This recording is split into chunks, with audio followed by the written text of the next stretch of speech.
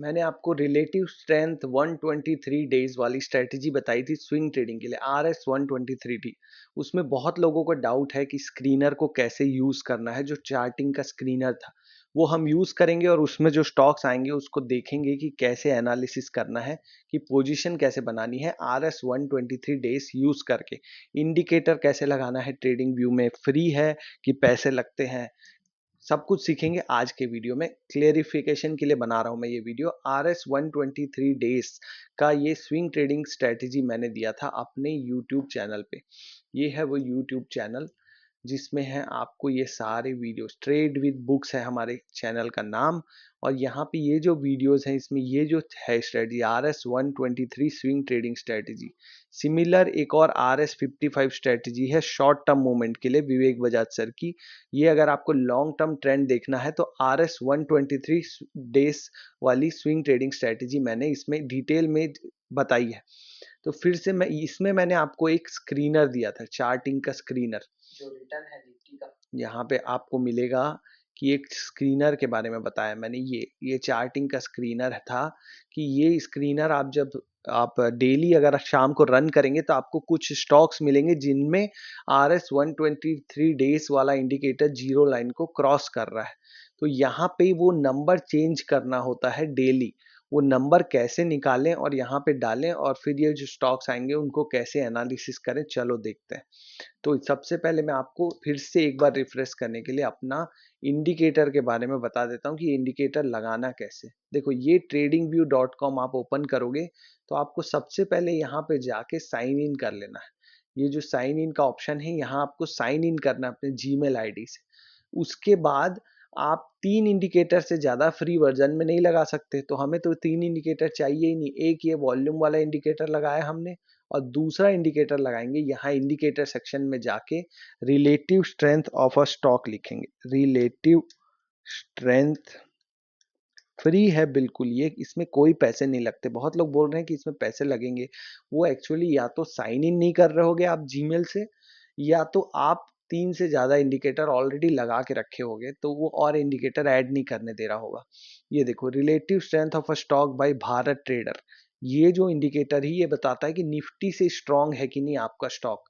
ये जब आप टच करोगे, क्लिक करोगे तो नीचे एक इंडिकेटर आ गया।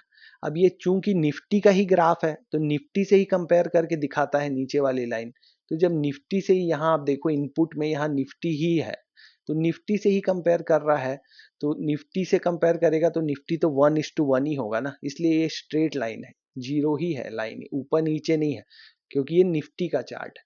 लेकिन अगर यही मैं कोई और चार्ट खोल लूँ, जैसे इन्फोसिस का चार्ट खोल लूँ, तो इन्फोसिस में देखो ये पहले जीरो लाइन के नीचे था, ये बीच में जो है जीरो लाइन है, जीरो लाइन के नीचे है, मतलब कि पिछले 123 डेली कैंडल्स में, 123 दिनों में नहीं, 123 डेली कैंडल्स में इन्फोसिस पहले मार्केट से वीक था, अंडर परफॉर्म कर रहा था, और यहाँ से मार्केट से ओवर परफॉर्म करने लग गया, यहाँ से आउट परफॉर्म कर दिया, मार्केट से बेटर परफॉर्म करने लग गया यहाँ पे 1876 के आसपास। तो यहाँ से ये सिस्टम एंट्री देता है और एग्जिट कहाँ देगा, जब वापस जीरो लाइन के नीचे आ जाएगा। जैसे यहाँ पिछली बार मान लो एंट्री की होती तो यहाँ एग्जिट होगा, ऐसे है ये सिस्टम। तो इस सिस्टम के लिए पता लगाने के लिए कौन से स्टॉक में जीरो लाइन को क्रॉस कर रहा है हमारा इंडिकेटर, रिलेटिव स्ट्रेंथ इंडिकेटर लगाना आपने सीख लिया tradingview.com पे।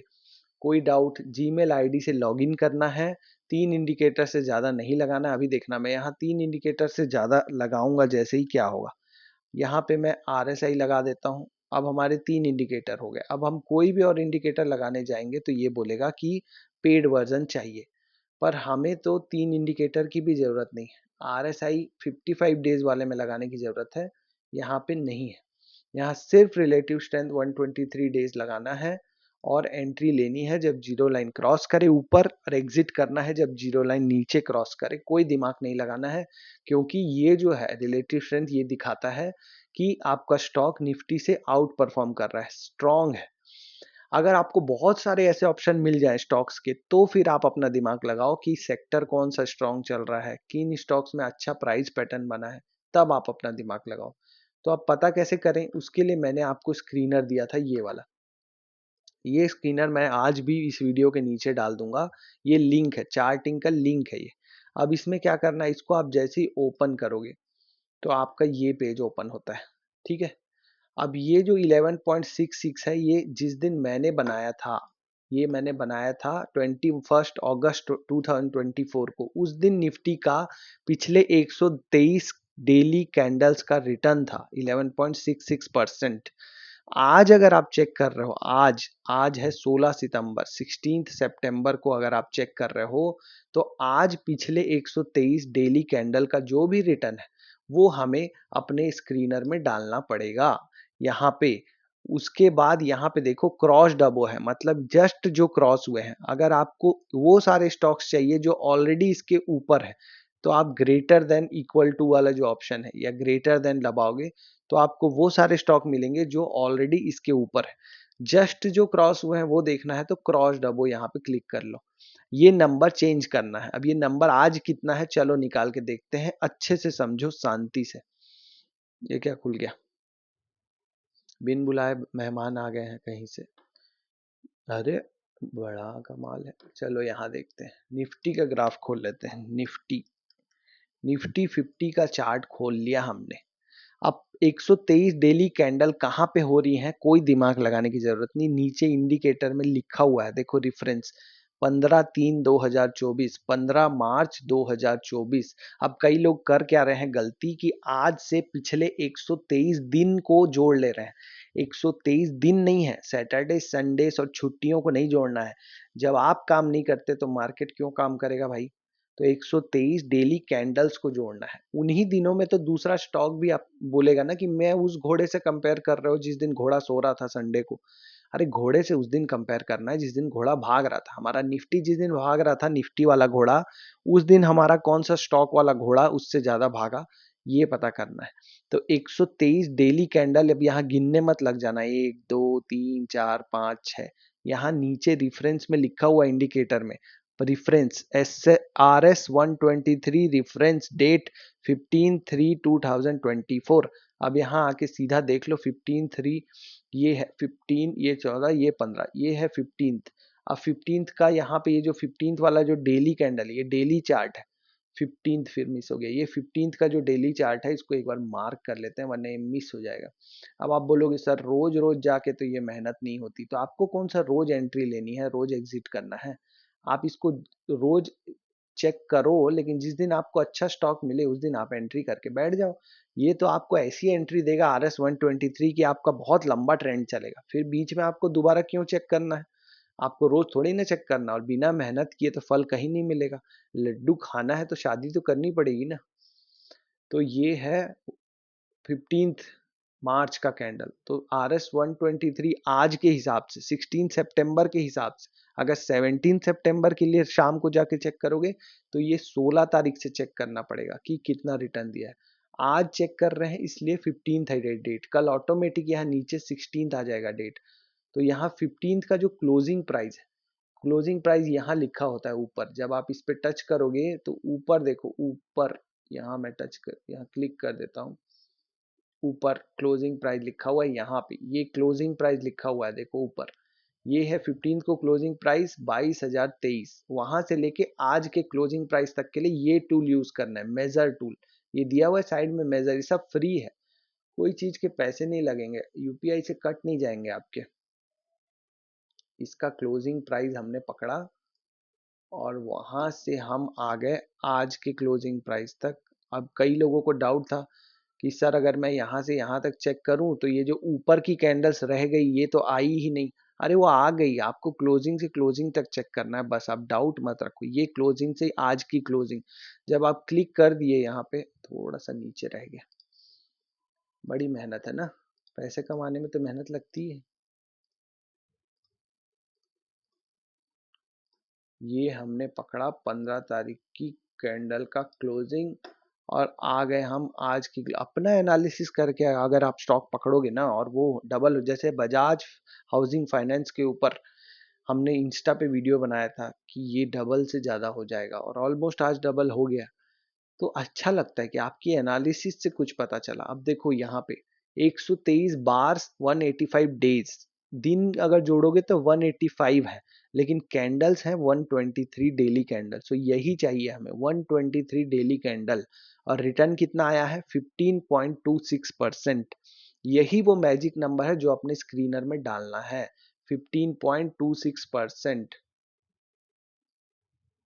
ये वाला नंबर 15.26% दिख रहा है आपको? 15.26 in last 123 bars, not days. Days तो है 185 दिन में, 123 दिन मार्केट चला, इसलिए 123 डेली कैंडल है। अब जैसे ही ये 15.26 रखेंगे हम अपने स्क्रीनर में, वो सारे स्टॉक मिल जाएंगे जो आज जीरो लाइन को क्रॉस कर रहे हैं निफ्टी के 123 डेली कैंडल के रिटर्न के हिसाब से। इससे क्या समझ में आ रहा है? कोई लॉजिक है इस बात का? हाँ है, कि पिछले 123 डेली कैंडल में आपका निफ्टी से आज जाके कोई स्टॉक है जो स्ट्रांग होना चालू हुआ है, तो आगे चल के भी वो स्ट्रांग रहेगा। क्योंकि न्यूटन का नियम है कि कोई चीज अगर मोमेंटम में हो तो उसको रोकने के लिए जब तक कोई बाहर से फोर्स न लगाओ वो मोमेंटम में ही रहती है, भागती ही रहती है। जैसे कोई गाड़ी आप छोड़ दो एक ढलान पे, उसको रोकने के लिए फोर्स चाहिए, या तो फ्लैट होना चाहिए जो ढलान है वो। तो मार्केट जब तक अप ट्रेंड में है तो जो स्टॉक्स उससे आउट परफॉर्म करना चालू कर दिए वो आउट परफॉर्म ही करते रहेंगे कुछ समय तक। यही फंडा है रिलेटिव स्ट्रेंथ इंडिकेटर का। ये इंडिकेटर है नहीं है, ये कॉन्सेप्ट है। आप ये मत सोचना कि सिर्फ इंडिकेटर लगा के हम एंट्री एग्जिट ले रहे हैं। बहुत बड़ा कॉन्सेप्ट है, बहुत आसान भाषा में आपको पता चल गया, इसलिए वैल्यू नहीं हो पा रही होगी, हो सकता है। ठीक है, तो 15.26 अब हम रखेंगे अपने इंडिकेटर में। यहाँ पे हम रखेंगे 15.26। जैसे ही हमने रखा 15.26, और उसके बाद ये है क्रॉस डबो। क्रॉस डबो मतलब जस्ट क्रॉस किया है।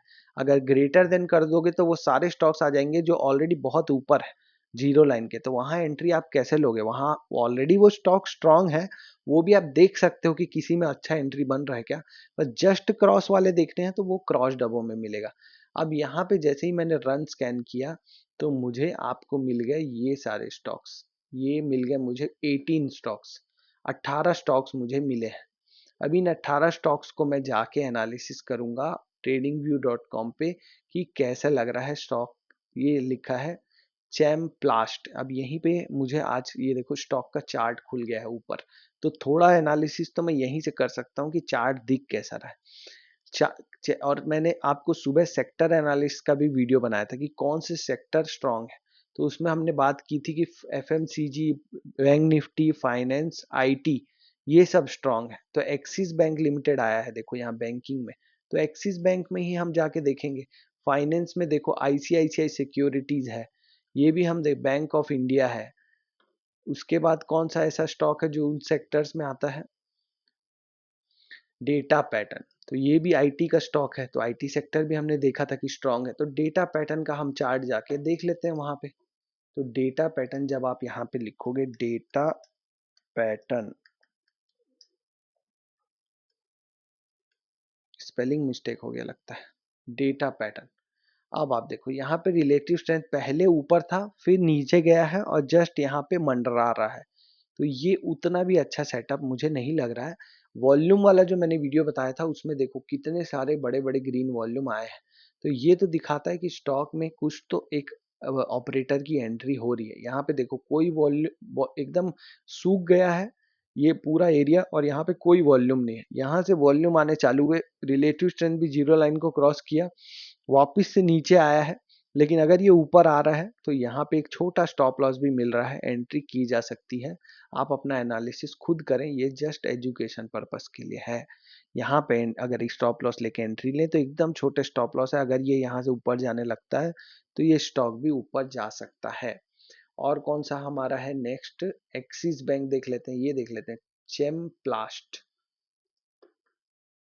चेमप्लास्ट क्या करता है भाई ये चेमप्लास्ट? चैम्प्लास्ट, ये देखो ये भी जस्ट जीरो लाइन को क्रॉस किया है। पहले ये ऊपर गया था जीरो लाइन क्रॉस करके, फिर से नीचे आ गया है। बड़े बड़े वॉल्यूम आ रहे हैं, यहाँ पे एक सपोर्ट जोन है, लेकिन फिर भी उतना अच्छा पैटर्न नहीं मिल रहा है। आपको बेस्ट को चुनना है, आपको सबमिट एंट्री तो नहीं ले सकते। आप इन सारे स्टॉक्स में से बेस्ट चुनो, और अगर आपको कंफर्मेशन नहीं हो पा रहा है कि ये बेस्ट नहीं है तो आपको छोड़ देना है। जैसे एक्सिस बैंक का चार्ट देखते हैं कि एक्सिस बैंक आया है, तो एक्सिस बैंक कैसा लग रहा है। Axis bank, axis bank limited, ये देखो, ये जस्ट जीरो लाइन को क्रॉस किया है यहाँ पे, और यहाँ से एक पैटर्न है, ये ब्रेकआउट भी हुआ, ये गैप फिल किया है, वॉल्यूम नहीं आ रहे हैं यहाँ पे, तो मैं ये स्टॉक भी छोड़ दूंगा। ऐसे करके आपको एनालिसिस करना है वन बाय वन, ऐसे नहीं कि बस स्क्रीनर में आ गया तो कोई भी स्टॉक मैंने ले लिया। आईसीआईसीआई सिक्योरिटीज, ओवरऑल मार्केट को भी देखना है कि Nifty higher high higher low बना रहा है कि नहीं।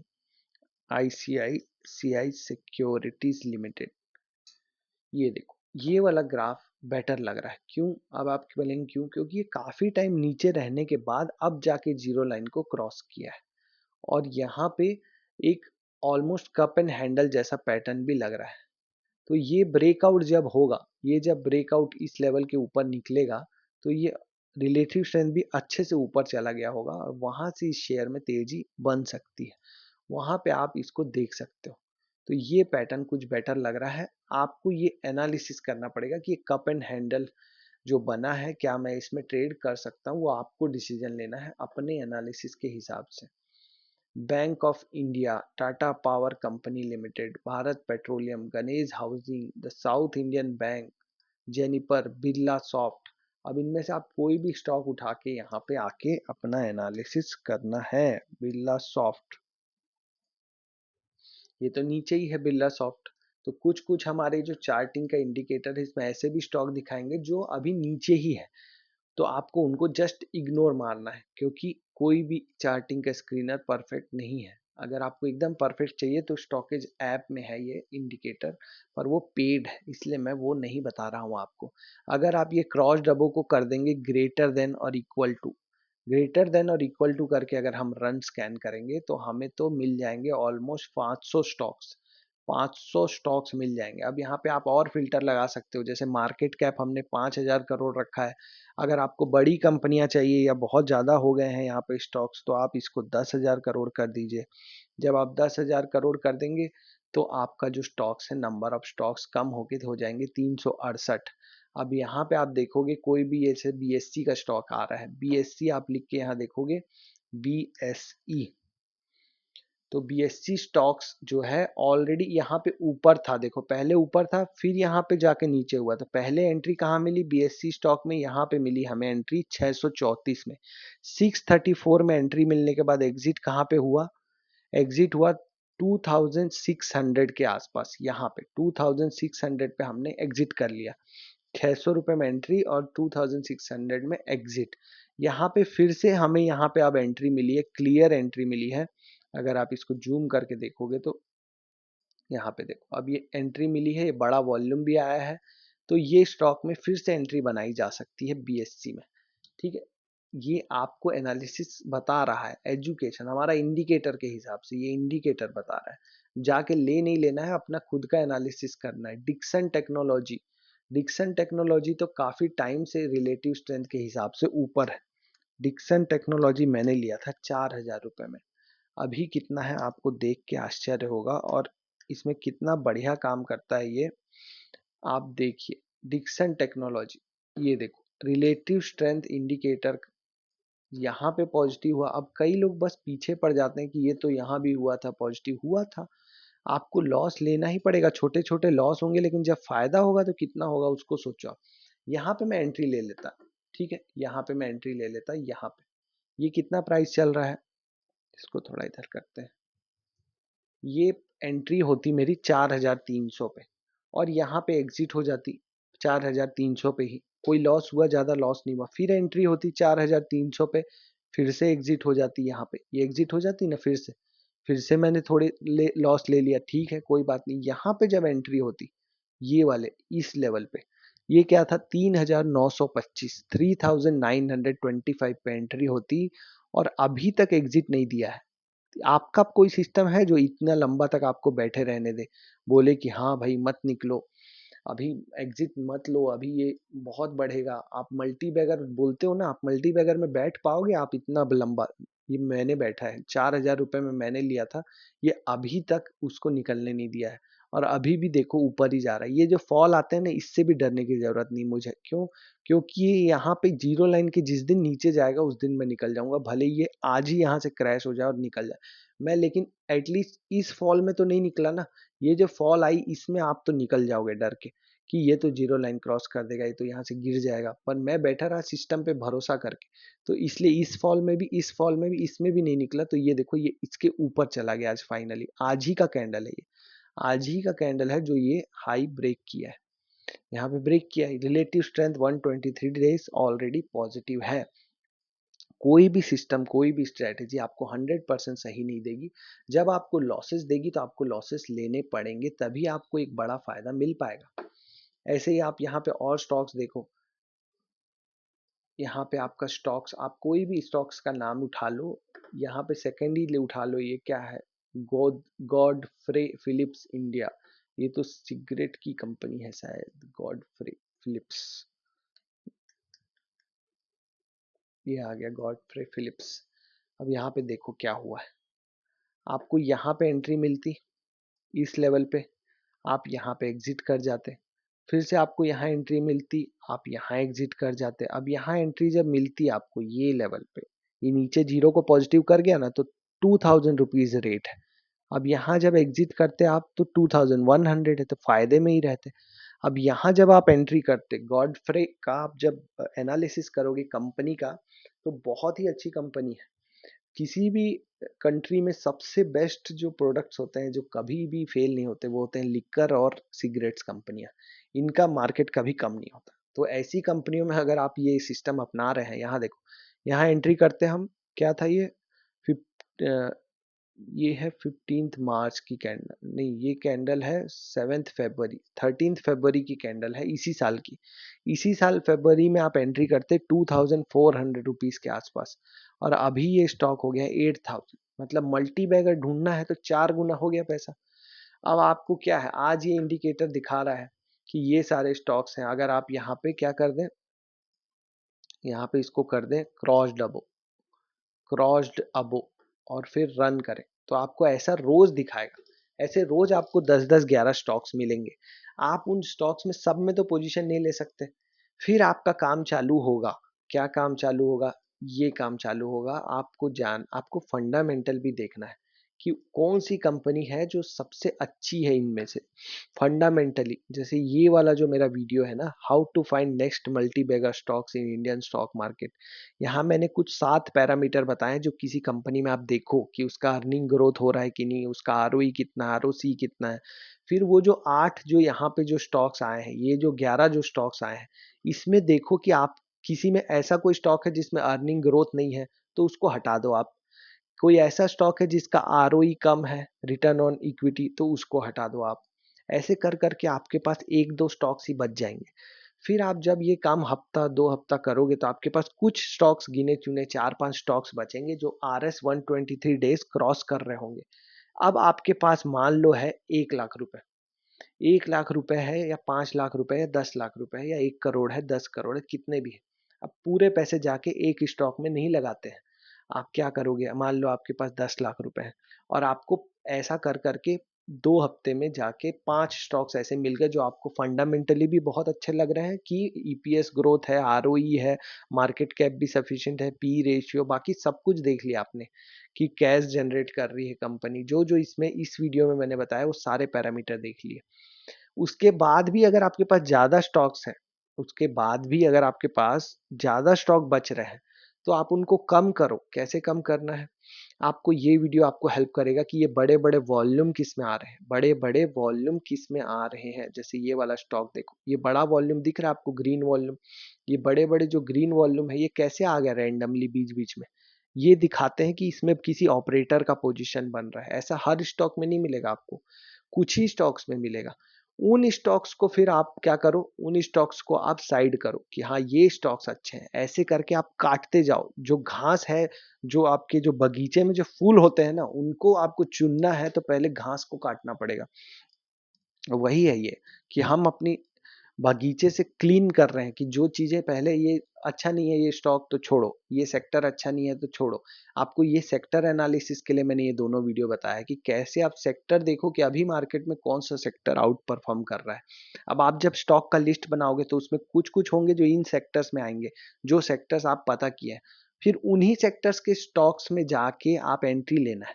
अब उसमें भी आप एक ही स्टॉक में एंट्री नहीं लोगे, आपके पास अगर 10 लाख रुपए है तो आप 4 स्टॉक्स में डिवाइड कर दो, ढाई ढाई लाख रुपए। वो ढाई ढाई लाख रुपए भी हर स्टॉक्स में एक ही बार में एंट्री नहीं लेना है। जैसे आपका जब ये पॉजिटिव हुआ होगा, यहाँ पे जब ये पॉजिटिव हुआ, तो मार्केट जहाँ पे भी था, आपको मैं एंट्री करना बताता हूँ। आपने यहाँ पे देखा कि ये तो स्टॉक आरएस पॉजिटिव हो गया, मुझे एंट्री करना है। तो आपने यहाँ पे 2.5 लाख रुपए में से सिर्फ 25,000 रुपए लगा दिए। क्या सोच के कि मार्केट जब इस स्विंग को तोड़ेगा, इस स्विंग को तोड़ेगा तो मैं बाकी लगाऊंगा और पैसे। जब ये स्विंग तोड़ा तो फिर से लगा दिया आपने 25,000। फिर मार्केट क्या हुआ, नीचे आ गया तो आप रुक गए, क्योंकि आप सोच रहे हैं कि अगर आरएस निगेटिव हो जाएगा तो मैं निकल जाऊंगा। फिर आप जब ये जोन में फंसा होगा मार्केट, तो आप वेट करेंगे इस स्विंग हाई का टूटने का। जैसे ही ये स्विंग हाई टूटेगा, आप फिर से पैसे ऐड करेंगे। फिर से मार्केट नीचे आएगा, जब फिर ऊपर जाएगा और स्विंग हाई को तोड़ेगा तो फिर से आप ऐड करेंगे। ऐसे करके हर स्विंग हाई के ऊपर आप पैसे ऐड करते जाएंगे। इसको बोलते हैं पिरामिडिंग।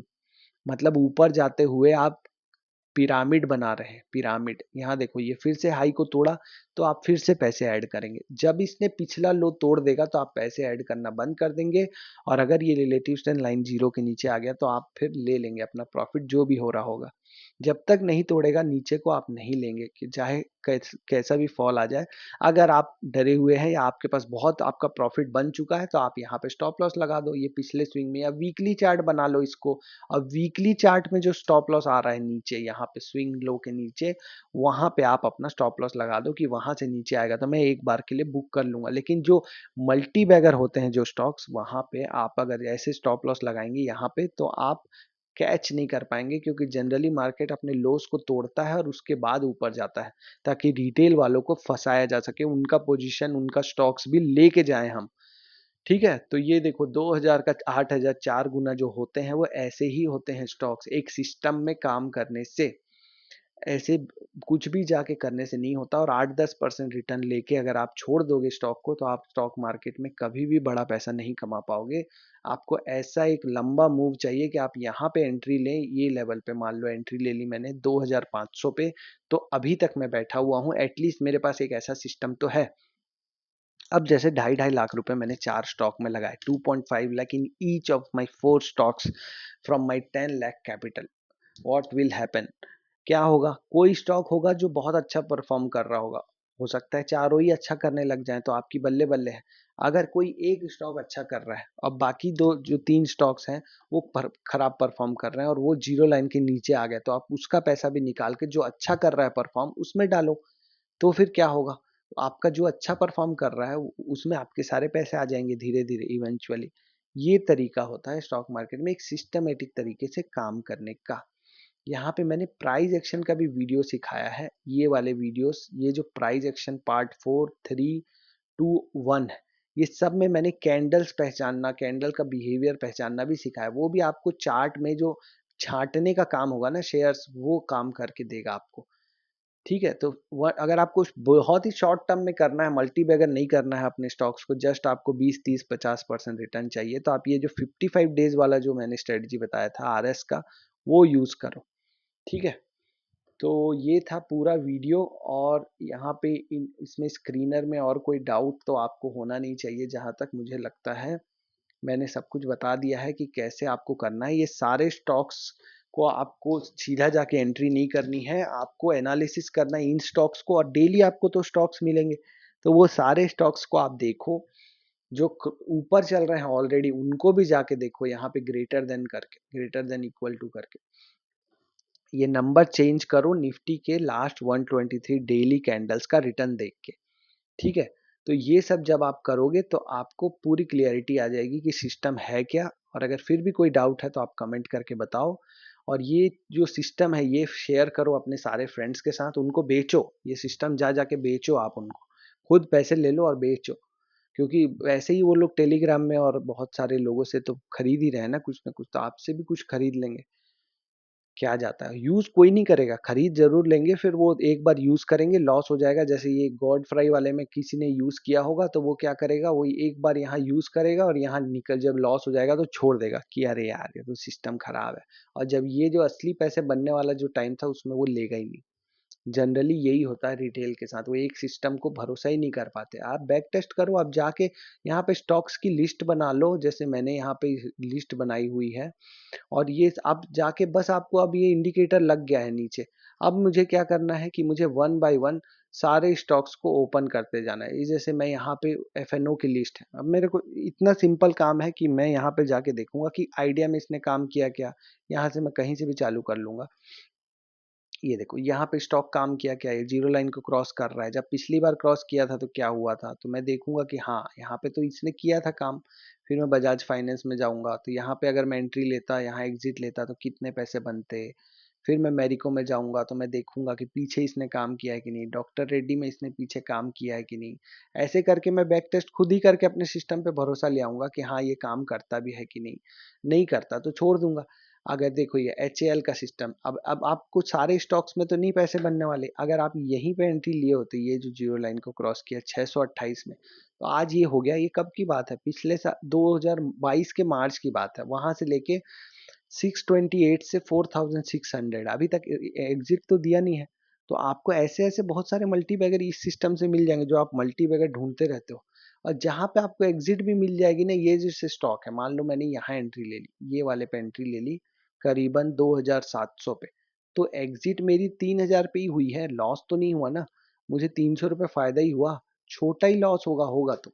और फायदा ज्यादा हो रहा है इसमें सिस्टम में, जितना बैक टेस्ट से समझ में आ रहा है। देखो यहाँ पे इसका एंट्री मिली है, यहाँ पे कहीं पे 260 के आसपास। स्टॉप लॉस अगर आप रखते इसके नीचे तो ये हिट करके चला जाता, लेकिन हमारा इंडिकेटर जो है वो तो जब ये नीचे भी आया तो वो हमारा इंडिकेटर नीचे नहीं आया और अभी तक ऊपर ही है। 257 से लेके 336 तक। नाम भी नहीं याद है मुझे कौन सा स्टॉक है, पेट्रोनेट होता क्या है ये भी नहीं पता, बस टेक्निकल एक इंडिकेटर है जो देख के एक सिस्टम बना रखा है और उस पर ट्रेड ले रहे हैं बिंदास, एकदम सिंपल कर लिया है चीजों को। ज्यादा हेडेक लेते ही नहीं, उतना ही रिस्क लेते हैं, उतना ही पोजीशन बनाओ ना जितने में आपको कोई रात को नींद आए, आपकी रात की नींदें खराब ना हो। नींदें आना बहुत जरूरी है। क्या था वो जोक था ना कि आशिक, बीमार, चौकीदार और उल्लू, ये चार लोग रात को सोते नहीं है। आशिक, बीमार, चौकीदार और उल्लू रात को सोते नहीं है। ये है पॉडकास्ट और आप देख रहे हैं ट्रेडिंग, ट्रेड विद बुक्स। अब एक नई कैटेगरी यहाँ पे आ गई है, आशिक, बीमार, चौकीदार, उल्लू और ट्रेडर्स। ये रात को सोते नहीं है क्योंकि ये डाउ जोन्स देखते रहते हैं कि फेड की न्यूज आएगी तो हम कल का डिसाइड करेंगे। अरे आशिक, बीमार, चौकीदार, उल्लू बनो पर ट्रेडर ऐसा मत बनो। ट्रेडर बनो सिस्टम वाला, जहाँ एक सिस्टम हो कि भैया यहाँ पे एंट्री करना है, यहाँ एग्जिट करना है। कोई भी स्टॉक का नाम बता दो, अपने फ्रेंड को बोलो तू स्टॉक का नाम बता, मैं बताऊंगा तुझे एंट्री करनी है कि एग्जिट करनी है, निकलना है कि घुसना है। वो जब बताए तो इसमें लगाओ RS-123 छुपा के, मोबाइल में छुपा के, और उसको बोलो कि हाँ इसमें तो एग्जिट कर लेना चाहिए, तो नीचे चल रहा है, इससे तो मार्केट से वीक है, इसमें तो निकल जाओ तुम। फिर वो निकल जाएगा और अगले दिन मार्केट क्रैश, वो स्टॉक क्रैश हो जाएगा तो आपको बधाई देगा, फिर आप उससे पैसे लेने लग जाना। ये एक तरीका है स्टॉक मार्केट में कमाने का। ट्रेनर बन जाओ, आप मेरे वीडियोस देखो देखो और सारे लोग ट्रेनर बन जाओ, स्टॉक मार्केट से ज़्यादा कमाओगे आप लोग। ठीक है, तो ऐसे करके वीकेंड में बैठ जाया करो और देखा करो कि अरे वाह यहाँ एंट्री मिलती, यहाँ एग्जिट मिलता, तो आपको कॉन्फिडेंस आएगा। फिर जब अगली बार ये जीरो लाइन के ऊपर जाएगा तो आप इसमें घुसोगे, एंट्री बनाओगे, थोड़ी एंट्री बनाओ, एक शेयर लेके एंट्री बना के सीखो, एक शेयर। और जब आपको फिर कॉन्फिडेंस आएगा ना कि अरे वाह सिस्टम काम कर रहा है, तब ज्यादा पैसे लगाना। अभी तो मार्केट ऑलरेडी बहुत अप ट्रेंड में है, एक बार मार्केट को गिरने दो, वीक करेक्ट होने दो। जब निफ्टी जब आ जाएगा ना, जब 22,000, 21,000, 20,000, 19,000, 18,000, तब देखना ये सिस्टम कैसे पैसे बना के देगा। क्योंकि वहां से जो स्टॉक्स चलेंगे ना ऊपर, वो सबसे पहले रिलेटिव स्ट्रेंथ 123 डेज में पॉजिटिव होंगे। वहां जब निफ्टी नीचे होगा तब, वहां से जब भागेंगे, जैसे ये सारे स्टॉक्स वहीं से भागे हैं जब निफ्टी 2022 के जून में करेक्ट हुआ था, तो वहां से नीचे से ये लोग भागे।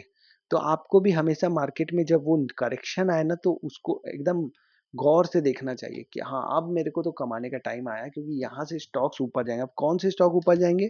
तो रिलेटिव स्ट्रेंथ का मॉडल काम आएगा।